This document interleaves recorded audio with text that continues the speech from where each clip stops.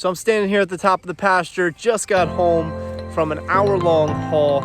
We got something new here on the farm. Let's take a look what's under the cover.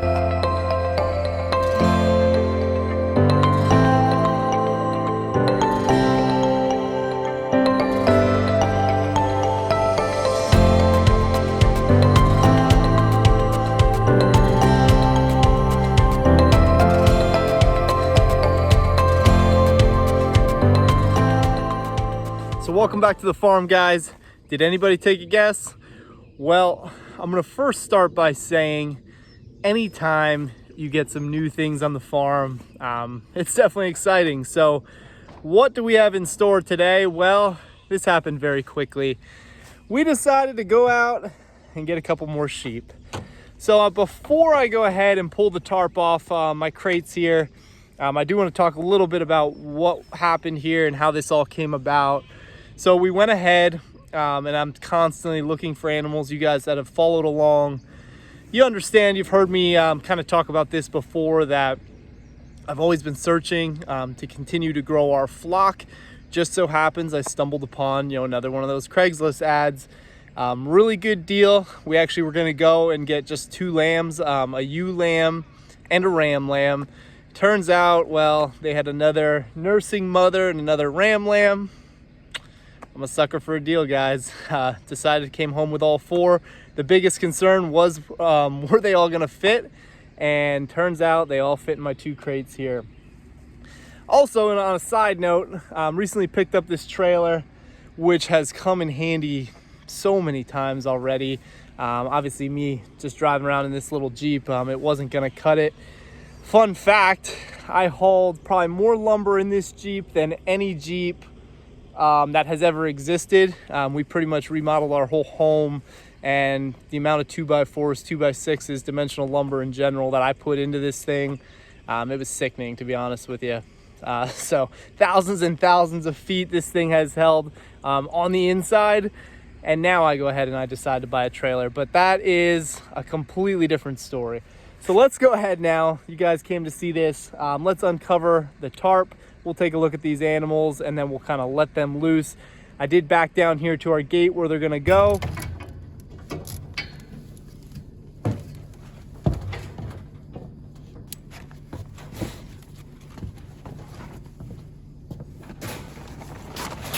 All right, these guys have been in the crate long enough, so I want to move quickly here and get them out. Bugs are terrible tonight. But before we let them out, they are Katahdin sheep. This ewe, I don't know, I suspect that she might be some sort of cross. He did assure me, the owner assured me that they were assured as well that they were Katahdins, but you guys know how that is. These sheep, the generations go on and they pass on amongst different farms, and obviously the genes can change there. He did say that this one was a lamb that was born on the farm originally. So that leads me to believe that hopefully she's just a late shedder. We'll see what happens. But the others definitely have your typical Katahdin look. These lambs were born in February, completely weaned, and then obviously the lamb here with mom, well, that she's still nursing away. So the only other thing I would add to this, and you guys saw me taking the tarp off, why I would put a tarp over these crates. Technically, I probably didn't have to. They're safe going down the highway in this crate. 2 real reasons, and the first one's simply going to be protect them from the wind a little. Maybe it's overkill, maybe not, but I feel like you're driving 50, 60 miles an hour down the highway. That kind of helps just keep the wind off them a little bit. They're not used to high speeds like that. They're already stressed out, so I figure why not take the extra precaution and just make sure they're comfortable for the drive. It was an hour drive, so it was kind of a long time, and again, I want to get them out of here. The second, I don't know how else to say this, guys, but people are weird nowadays. You're taking sheep in a crate like this, you never know. And last thing I want is to be bothered by somebody thinking that this is somehow animal cruelty when it's the furthest thing from the truth, and we treat these animals with the utmost respect. So that's why I use the tarp. They come in handy for everything. So we're gonna go ahead. Let's get the old sheep out of here first. I actually want to move And this is important when you get new animals, and this isn't for lack of trust or anything like that. You know, the family definitely seemed to have good practices, things like that. But anytime you're introducing new animals to your landscape and to your existing flock, you want to make sure that you separate them for a while. Honestly, probably a month would be ideal. We'll see how long we can keep them in here to avoid overgrazing. But we're going to separate them. This is our most secure pasture where the sheep are right now. So I'm going to let our existing flock out into the new pasture, which is, you know, up here opposite side of the Christmas trees. And then our new 4 are going to go in here for a while. That way we can monitor them. You know, they can acclimate. You know, that we know they're safe. They're not familiar, obviously, with our perimeter fencing here. You know, we got 3+ acres of perimeter fencing, so they're not familiar with the land either. This will make sure that they're nice and safe, and it'll work out well for everybody. Again, get our existing flock out on this pasture. I don't know if you guys can see this, but this grass is high, so definitely in need of some grazing, you know, up throughout. So we'll turn them loose. This will be the fun part. Sheep, sheep, sheep, sheep, sheep, sheep, sheep, sheep. What's up, Daisy?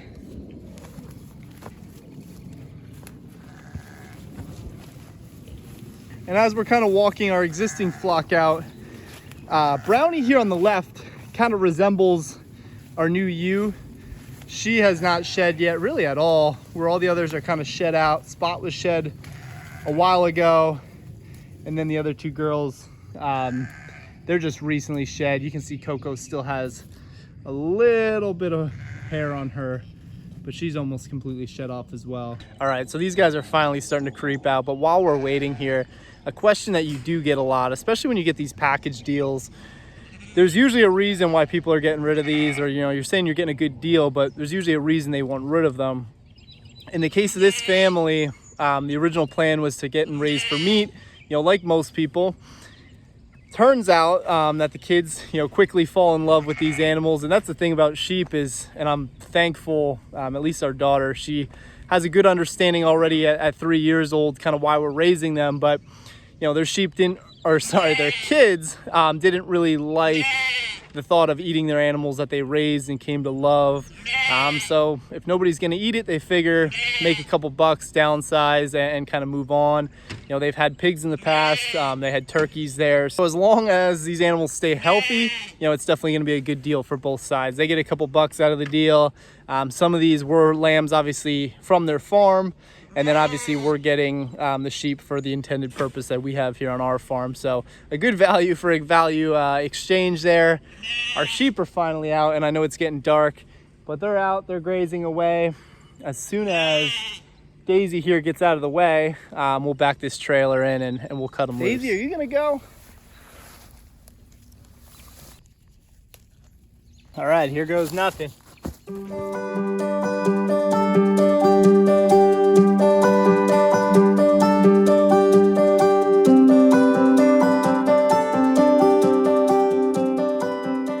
All right, trailer backed in. It was somewhat intentional to go on an angle just because it's a little more level over here. Let's cut them loose. All right, girls. Who's going first? Mom? Right.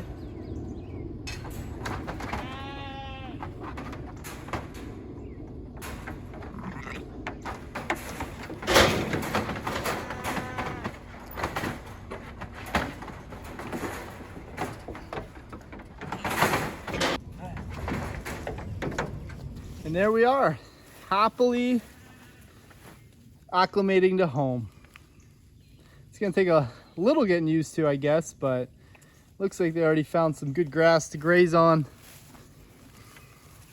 Youngest lamb is right here in the back, you know, nice bright white, still got a very thin coat.